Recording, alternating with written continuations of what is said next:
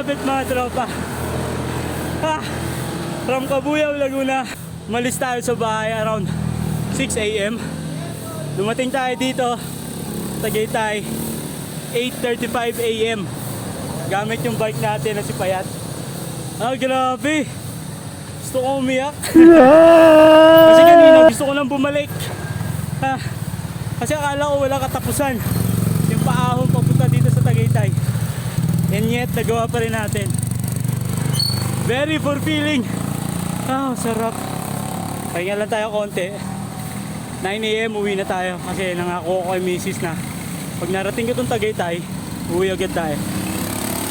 Nanamnamin ko lang yung tagumpay ko dito sa Tagaytay. Sabi ko pag narating ko itong Tagaytay, sa pamamagitan ng pagbabike natin, magdidikit tayo ng sticker. Patunay na narating natin itong Tagaytay from Cabuyao, Laguna hanggang dito na walang daya. Buwis buhay lang. Yun may sticker na tayo dito sa Tagaytay Buti ba si Tonton nakarating ng Tagaytay. Let's go!